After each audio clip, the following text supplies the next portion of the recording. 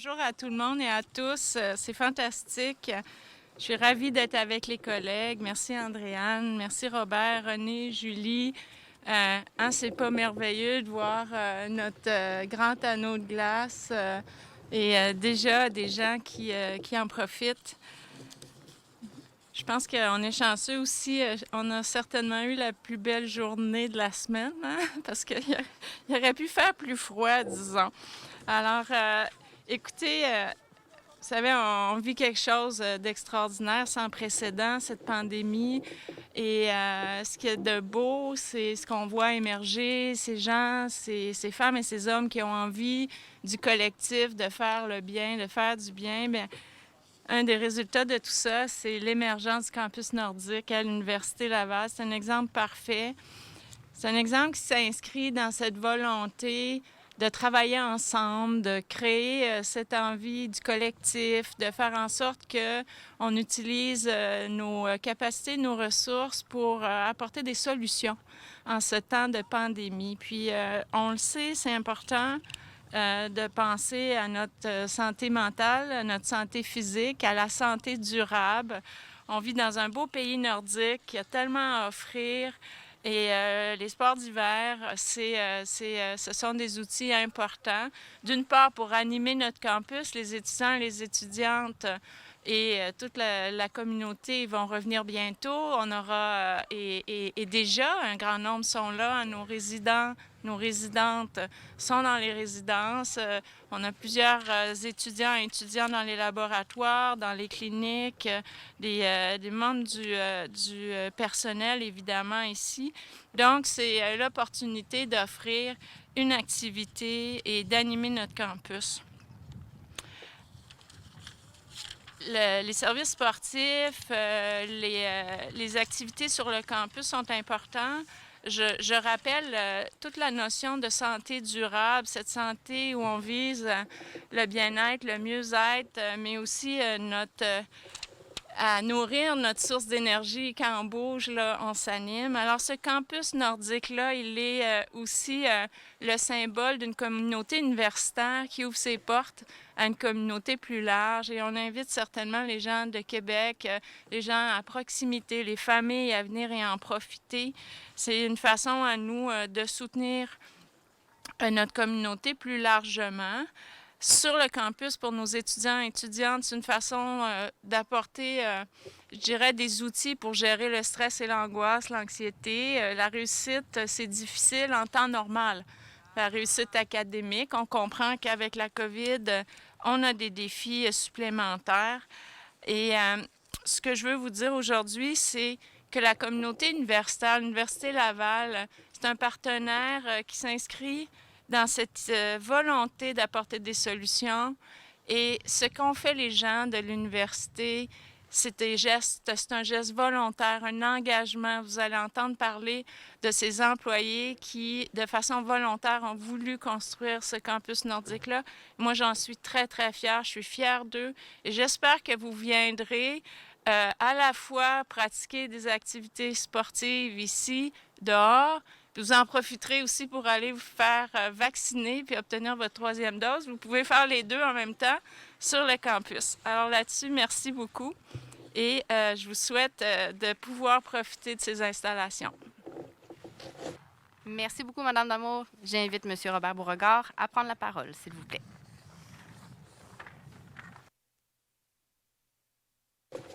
Merci, Andréane. Madame la rectrice, Monsieur le vice-recteur, Madame la directrice du service des activités sportives, les gens des médias, merci d'être présents ce matin, dans ce beau petit matin frais. Bien sûr, on vit une rentrée inhabituelle, encore une fois. Ce n'est pas la rentrée à laquelle on s'attendait. On a été frappé par le variant Omicron, frappé de plein fouet, et donc on a dû basculer certaines formations qui étaient prévues en présence, les basculer à distance pour le mois de janvier, jusqu'au 30 janvier. Mais on a bon espoir qu'après ça, on va pouvoir revenir, ce qui était prévu d'être sur le campus, qui puisse revenir sur le campus. Et donc, même dans un contexte d'incertitude et de perturbation profonde due à la pandémie, la communauté universitaire est vraiment mobilisée. et elle a su faire le nécessaire pour continuer d'offrir une formation de qualité à la hauteur de la réputation de l'Université Laval. Et de ça, on est très fiers, vraiment. On l'a prouvé par le passé. À ce jour, dans la pandémie, il n'y a rien qui nous a arrêté de poursuivre notre mission d'enseignement et de recherche. Depuis 2 ans, on a gradué plus de 23 000 étudiants, c'est quelque chose. Et là, cet hiver, on a plus de 40 000 étudiants inscrits qui poursuivent leurs études dans un contexte pas facile, dans un contexte compliqué, mais qui poursuivent leurs études. Et ça, pour nous, c'est très important. Puis tout ça, bien sûr, est rendu possible seulement par l'engagement indéfectible de notre corps professoral et du corps enseignant, incluant les chargés de cours, les auxiliaires d'enseignement. On veut saluer leur résilience, leur capacité d'adaptation incroyable, les remercier pour leur engagement indéfectible. C'est grâce à eux qu'on peut poursuivre l'accomplissement de la mission par des moyens inhabituels, il faut le dire. On a basculé des cours qui normalement se donnaient en présence, on les a basculés à distance. Ça fait 2 ans qu'on joue à ça. Pour la rentrée cette année, on l'a encore fait. Et puis bien sûr, on a acquis une certaine habileté à le faire, mais il faut le dire, c'est pas normal, c'est pas habituel. C'est des conditions difficiles, des conditions presque de brousse. Des gens parlent d'enseignement à distance de brousse ou comodal de brousse ou hybride, mais l'important, c'est qu'on puisse continuer à donner cet enseignement-là. Je voudrais souligner aussi la ténacité de la communauté étudiante qui poursuivent leur parcours scolaire dans un contexte difficile de pandémie. C'est difficile pour eux aussi. La situation peut entraîner chez eux du stress, de l'anxiété, mais les étudiants s'accrochent à leurs rêves en grande majorité et nous, on va toujours être là pour les aider, les soutenir. Au titre de vice-recteur aux affaires étudiantes, je vais vous affirmer qu'on fait tout ce qu'on peut pour alléger le fardeau des étudiants. Par exemple, on a repoussé la date d'abandon total ou partiel avec remboursement des droits de scolarité d'1 semaine pour permettre aux étudiants de s'adapter au contexte un peu perturbé de la rentrée à l'hiver. Évidemment, nous encourageons toute personne qui vit une période difficile liée au contexte de la COVID-19 à demander de l'aide auprès des ressources universitaires disponibles pour les étudiants et étudiantes. Le Centre d'aide aux étudiants, notamment, est là pour les aider. Et comme nous, comme vous, on espère un retour à la vie universitaire entière et pleine, en présence sur le campus le plus rapidement possible. Pour y parvenir, il faut poursuivre la lutte à la COVID sur plusieurs fronts, puis l'un d'eux est la vaccination. Le gouvernement autorise depuis aujourd'hui la prise de rendez-vous pour la 3e dose, la dose de rappel pour les étudiants, pour les gens de 18 à 24 ans. Donc, j'encourage tous les étudiants et les étudiantes à en bénéficier, à prendre le rendez-vous le plus tôt possible et à se présenter pour cette 3e dose parce que plus il y a une grande proportion vaccinée sur le campus, plus le campus est sécuritaire, plus on va pouvoir revenir le plus tôt possible en présence. Ensemble, on va traverser cette épreuve. On va se retrouver après la pandémie plus fort sur un campus formidable. Mais pour le moment, je vous invite à profiter du campus nordique qu'on a devant nous. Et donc, on invite la population aussi qui peut en profiter. Et on est très fiers de cette réalisation-là qui aide à passer à travers la période difficile dans laquelle on est. Merci beaucoup. Merci, M. Beauregard. J'invite maintenant René Lacroix à prendre la parole.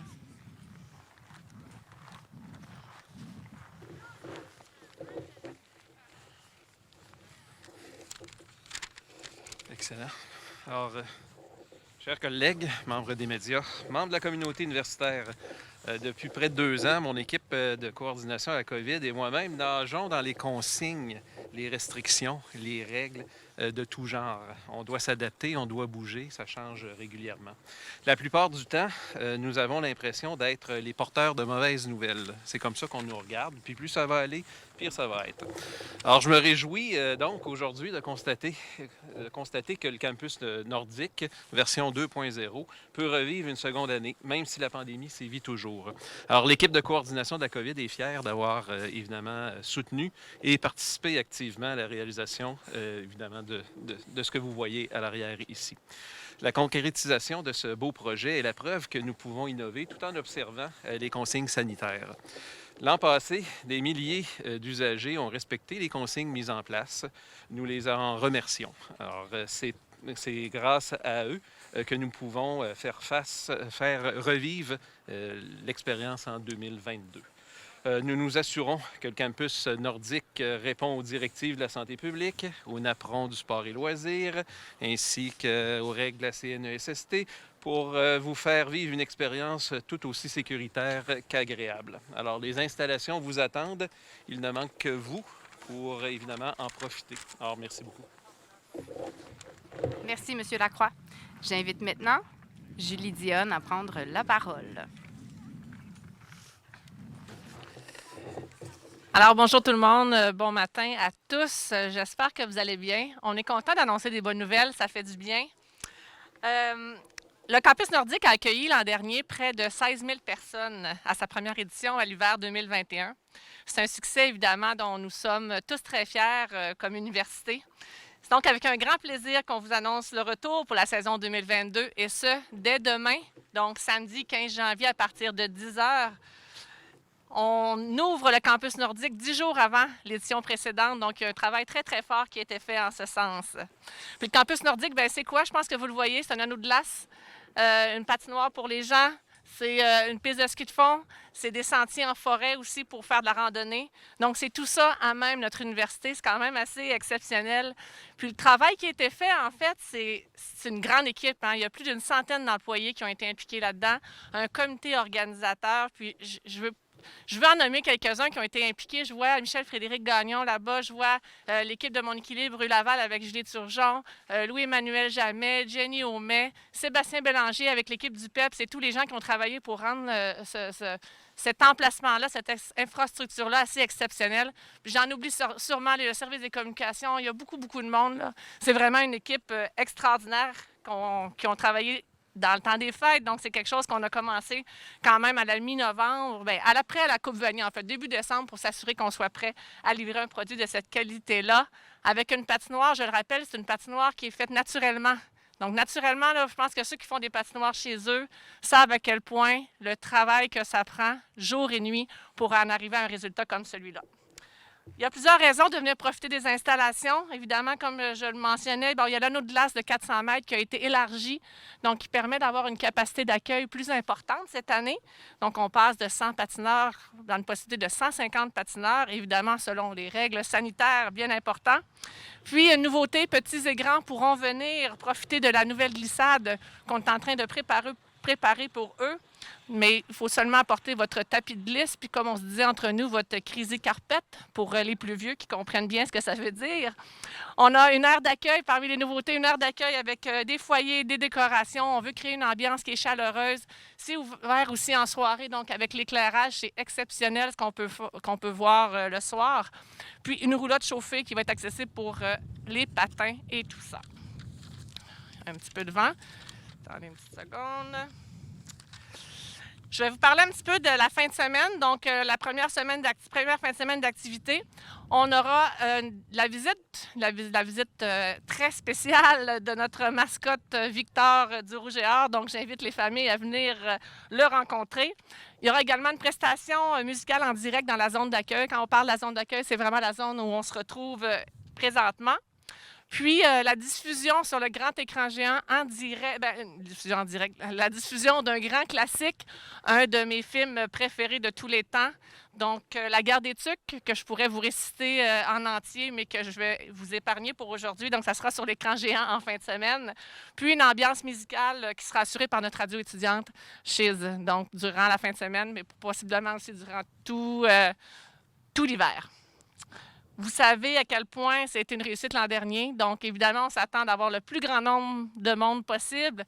Des gens du coin. L'Université Laval, c'est un endroit qui est central, qui est prêt pour les gens, qui est accessible. Puis, nous invitons la communauté étudiante, évidemment.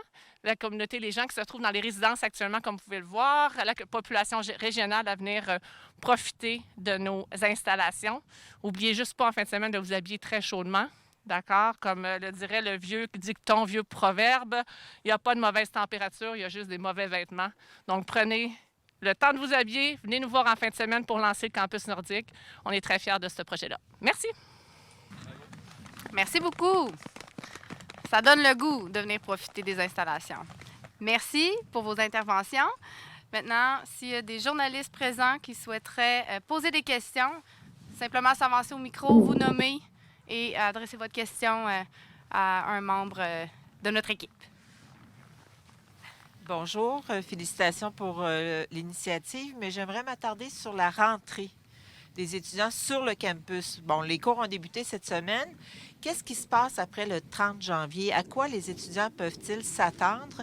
Et quel est le pourcentage d'étudiants que vous attendez sur le campus?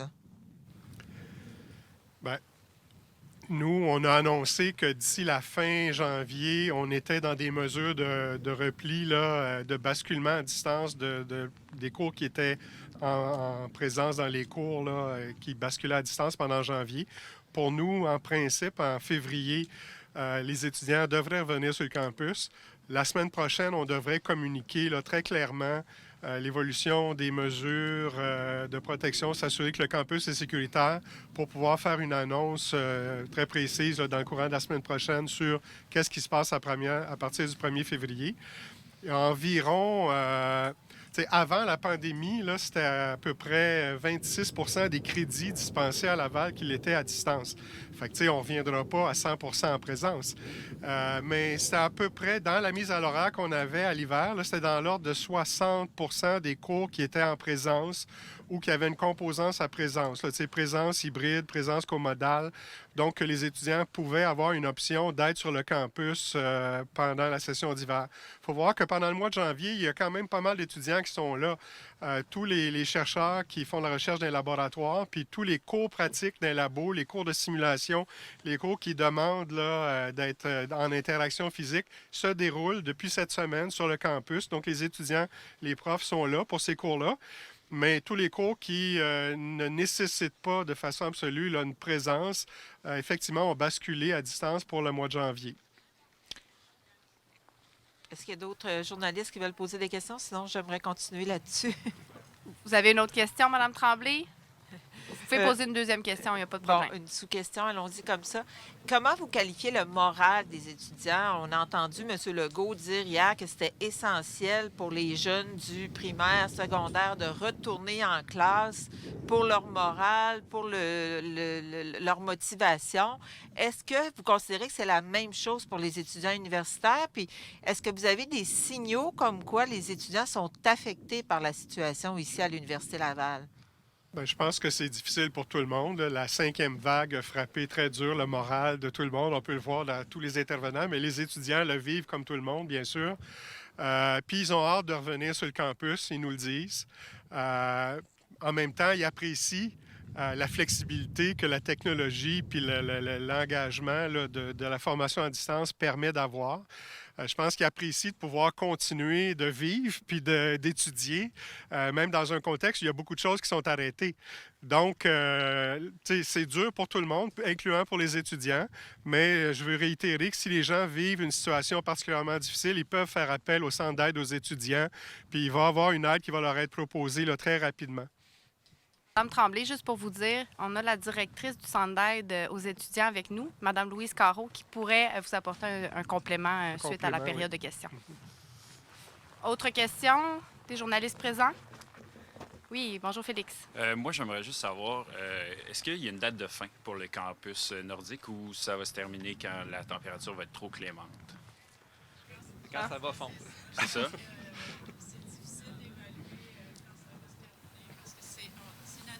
Ça, on vit avec la nature, on vit avec le froid.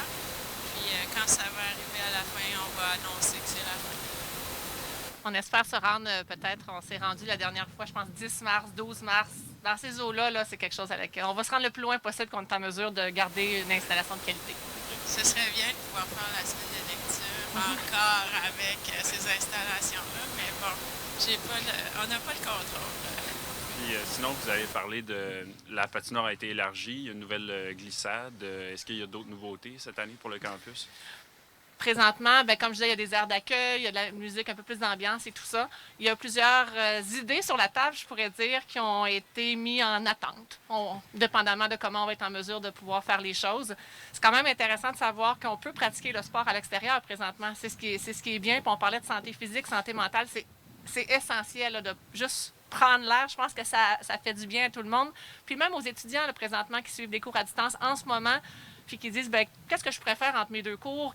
Comment je peux... Ben, venez faire un tour sur le campus. Là. Le campus est ouvert. Le PEPS est ouvert. Les installations, il y a plusieurs choses encore.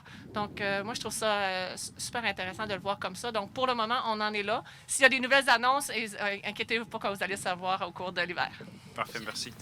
J'ajouterais, parce qu'on parle de notre communauté, des familles, mais aux personnes aînées qui ont envie de bouger, il y a nos sentiers sont merveilleux, ils sont sécuritaires, ils sont balisés, ils peuvent prendre une belle marche, être dans cet espace vert, la forêt.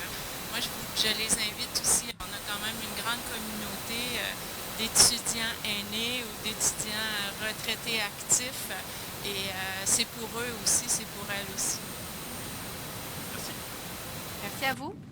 D'autres questions? Madame Tremblay, une petite dernière? Oui, par rapport au campus nordique, pouvez-vous nous rappeler juste l'objectif ou comment est née l'idée là, pour nous situer là, dans le contexte? Là?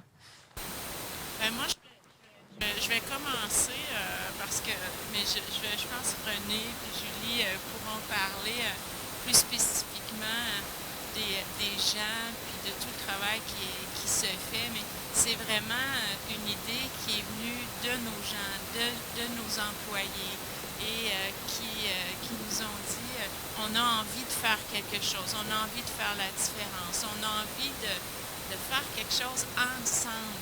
C'est un moment là où la pandémie, souvent on se replie pour nous, on rentre dans notre maison, on ferme la porte. Ensemble, le collectif, c'est moins évident.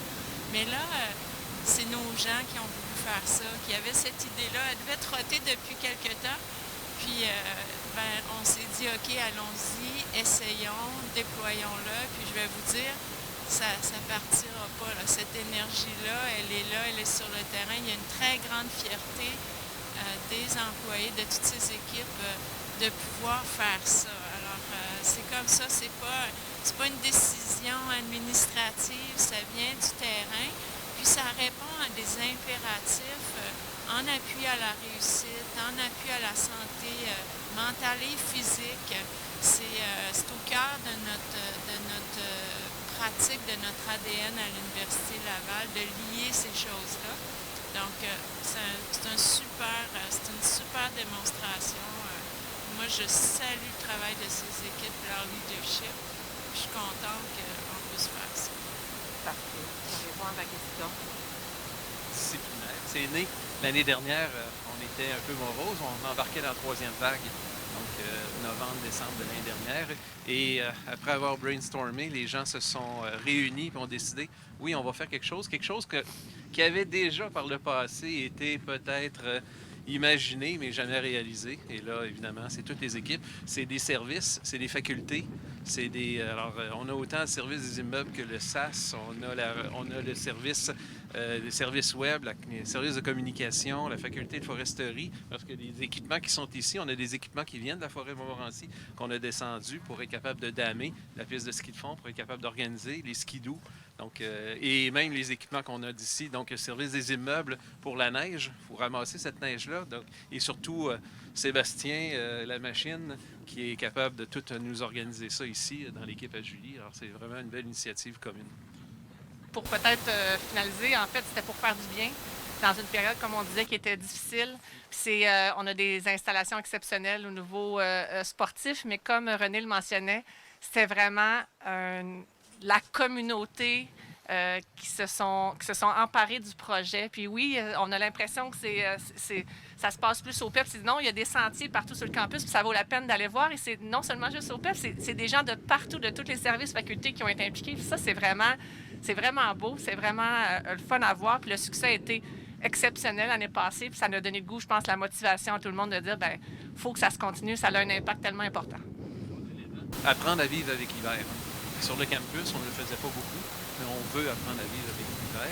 On veut aussi développer le campus en fonction de l'hiver aussi, donc qui est une saison qui occupe quand même une partie importante de notre vie. Alors, important pour avancer. Au niveau du budget, ça fonctionne comment? Là? C'est quoi le budget de cette activité-là?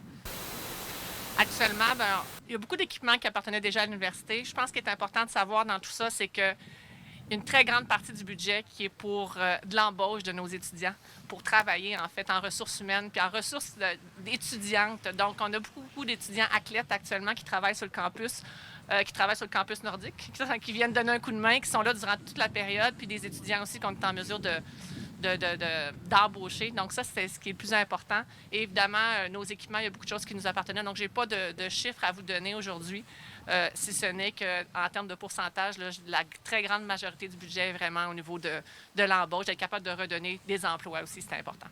C'est bon. Merci beaucoup. Merci beaucoup. S'il n'y a pas d'autres questions, on mettrait fin à la période de questions pour les entrevues. Ça vous va? Parfait. Merci beaucoup d'avoir été des nôtres. Bonne journée à tous et à toutes.